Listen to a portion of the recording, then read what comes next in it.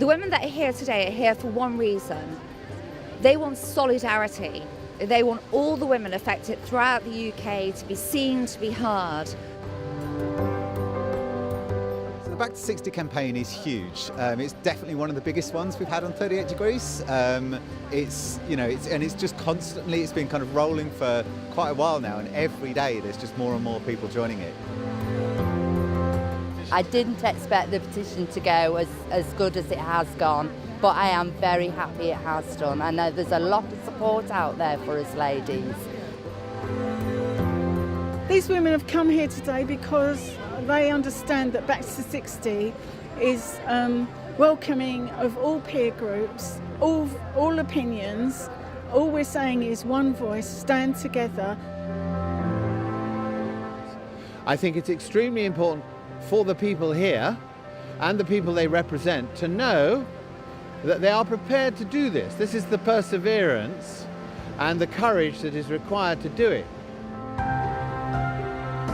People have come here to kind of like physically be here and kind of represent all of those people and kind of, knock on the doors of power, as it were, to kind of, to present their voice, which is, hundreds of thousands of people that are upset and want to see the government do something different.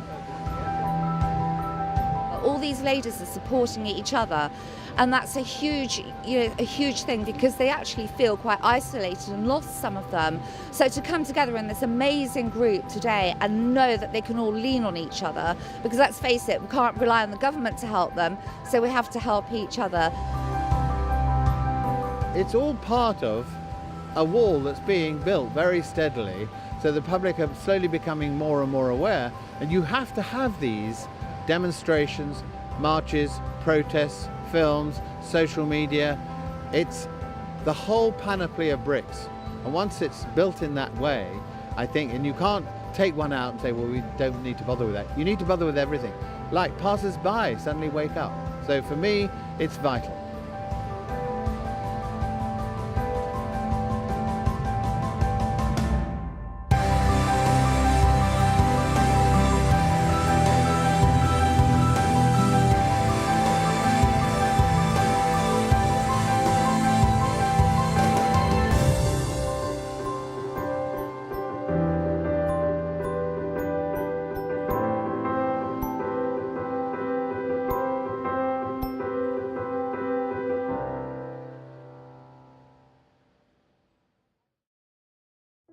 So I think this petition, this campaign, has grown so big because it's really real. Like, there's a real sense of injustice from the women who've had their pensions changed. I feel strongly that Theresa May should reduce this pension age back to 60. I think what is striking about this particular issue is that it's simple. It has the moral high ground. It is a serious injustice by those who are over the road in Downing Street, those in Parliament. I've worked since I was 15 years old, and now I'm nearly 61, and I've been robbed.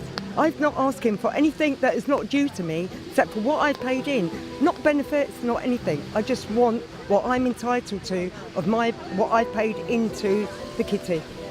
I've had no notification from the government to say that they're going to increase the pension age to 66, and it's just not good enough. Many people who have been doing jobs which have been cut by austerity, so they can't carry on working, and then they're thrown into the benefit system, which is really degrading. I've worked all my career and I've raised a family.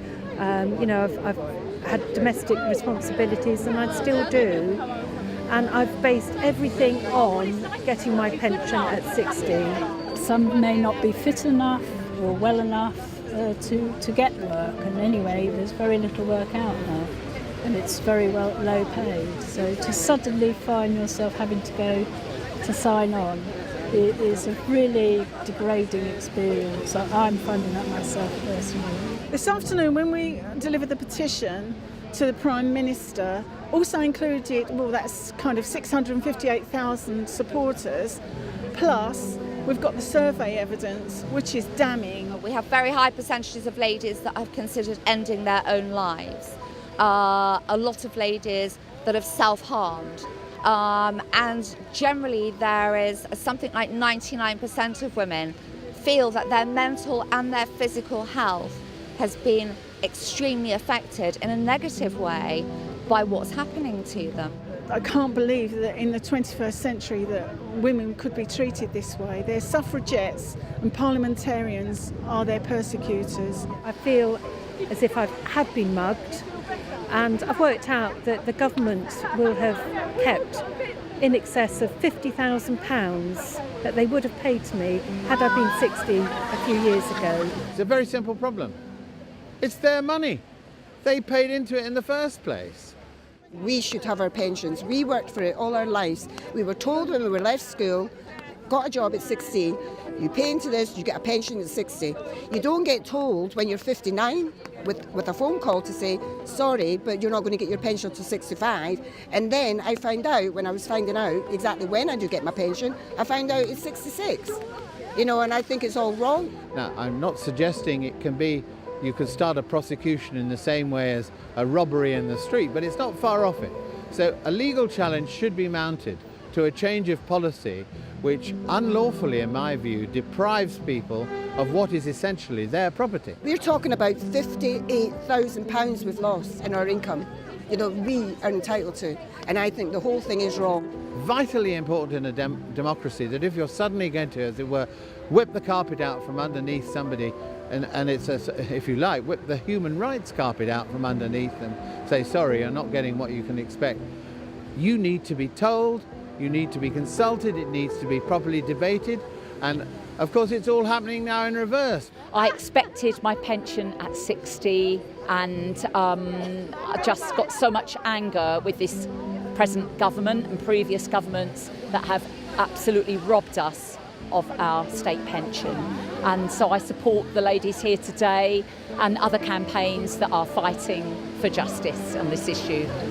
I just think it's a really important cause because so many women are affected by this. They want this reversed politically, and if it can't be reversed politically, then within the court framework. I want to know what the government is doing with my money. What have they done with it? They're accountable, so I want answers. Mrs May and your government, do not rest. We are on your case. The aim here is that we don't shut up. They would love us all to be silent. They would love to shut us down, but it's not going to happen. All these ladies are, they might be down, but they're certainly not out. This is about energising the last leg of the journey, and I think we've achieved that today. So I think one of the important things, and it's one of the things we always try at 38 Degrees, is to physically hand in the petition. It's like the photograph of them knocking on the door, and handing over the thing is almost like the receipt. You've pressed the button on the internet, and now actually something's happened in real life. And the fact that we bring along all of the names, like everyone who's added their details, have been handed in, and kind of lands on the desk of the Prime Minister.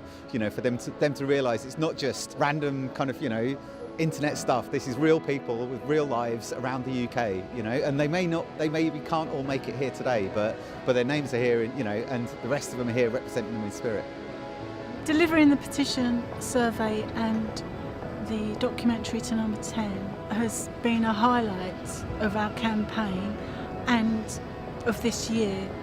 We're ending on a high note, and we just cannot wait for the new year to energise our plans further.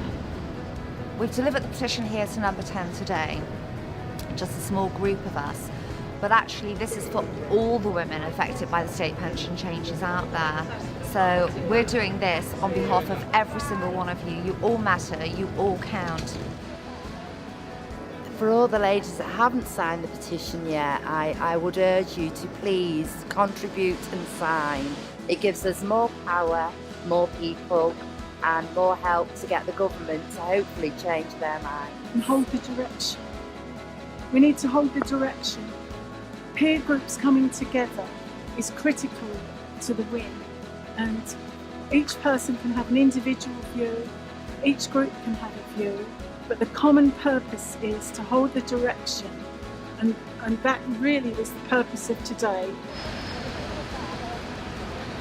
But in addition to that, one other message is, if they don't change their minds, we don't want to have to go to court, but we will go to court in order to ensure that justice is done.